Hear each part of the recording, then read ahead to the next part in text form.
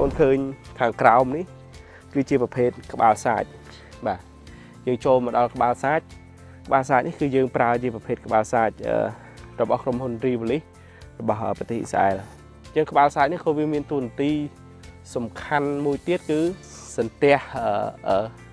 cà pia rồi có tục sầm tiết tật dương ประเภท các bao sạch ประเภท ní cứ dương prao prao từ lơ ประเภท đầy chùm riêng dương anh dạy phía sau ông lấy tha chia pressure compensate miền này tha sầm piết đại châu mau thì họ tha sầm piết đại việt là cá cứ chạp pi mà ba cả lá là hột đào bay ba cả lá cho nên không sầm piết pi mà ba cả lá tới bay ba cả lá dương phở sầm piết môi ná của ba này bên đây cho tôi tới dương đại pra đào ở tệ bạc mà thì dương phở tầm bạc mà ba cả lá chẳng bà sân chia sầm piết mà ba cả lá cứ việt là cá anh ấy cái lạnh khang lưới kế bên tay ở nghi vô một tiết đào hàng còi kế bông bồn và chỉ đăng thà bà sân chỉ nơi chùm riêng cào kế sầm piết nơi khăn nó bùa chiêng này thì họ thà cái lái này mà ba cả là nơi khăn nó pi bá rồi có pi ba cả là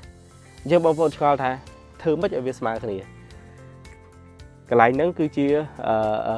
thà bây giờ này ba sai này thà tua khăn nó pi bá khăn này mà ba cả là các ba sai nó cứ nơi tại phải trênទឹកស្មើ គ្នា ដូច គ្នា បាទ ហើយ ភាពលំអៀងរបស់វា គឺ ប្រហែលជា 10% ទេ បាទ ភាពលំអៀង គឺ តិច ខ្លាំង មែនទែន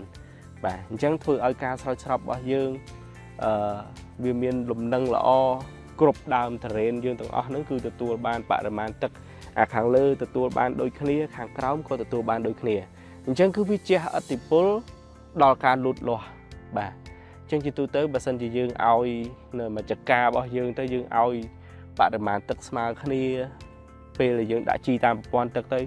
ជីនឹងវារត់ស្មើគ្នាទៅតាមដើមនីមួយៗហ្នឹងអញ្ចឹងវាធ្វើឲ្យការលូតលាស់របស់ដំណាំរបស់យើងហ្នឹងគឺ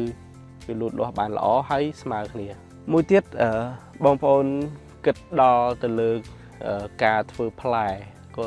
ឬក៏ធ្វើផ្កាធ្វើ stress អញ្ចឹងណាដើម្បីឲ្យផ្កាវាចេញស្រស់គ្នាផ្សេងៗហ្នឹងគឺយើងត្រូវការបរិមាណអញ្ចឹងដូចគ្នាដែរហើយទំហំផ្លែផ្កាឲ្យបងប្អូនជាអ្នកបច្ចេកទេសក្នុងការកសិកម្មអាចប្រើប្រាស់ប្រព័ន្ធទឹកនេះដើម្បីបញ្ជាវាបានបាទអញ្ចឹងនេះគឺជាអត្ថប្រយោជន៍នៃក្បាលសាច់របស់យើងហើយការរៀបចំរបស់យើងក៏យើងធ្វើការរៀបចំទៅគឺដឹងថាតើនៅតំបន់ដីមណ្ឌលគិរីនេះជាប្រភេទដីវាម៉េចយើងរៀបនៅនេះគឺជុំវិញដើមដូចជាមួយដើមមានតែ3គ្រាប់ទេដីនេះយើងរៀបដើម3គ្រាប់ហើយក្បាលសាច់មួយគ្រាប់ហ្នឹង95លីត្រចឹងអាចថា3គ្រាប់នេះបើសិនជាយើងប្រើពេលស្រោចរយៈពេល1ម៉ោងterrain មួយដើមគឺបានទឹក300លីត្រនៅក្នុង1ម៉ោងបាទហើយបើសិនជាត្រូវការទឹកច្រើនជាងនឹងឬក៏ខែប្រាំងច្រើនជាងនឹងយើងអាចបង្កើនម៉ោងស្រោចស្រព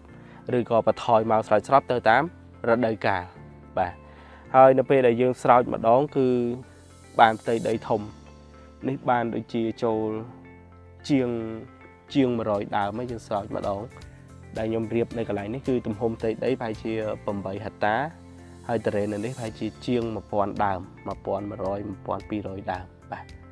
ហើយចុងក្រោយយើងទៅមើលរយោសម្រាប់នៅខាងចុងដីសម្រាប់លាងសម្អាតនៅពេលដែលយើងធ្វើការស្រោចស្រពមួយសប្តាហ៍ឬក៏2សប្តាហ៍ឬក៏កន្លះខែម្ដងយើងទៅបើកអានឹងដើម្បីឲ្យអាស្លែឬក៏កំណកដែលវាជាប់នៅក្នុងរយោឲ្យវាហូរចេញទៅខាងក្រៅ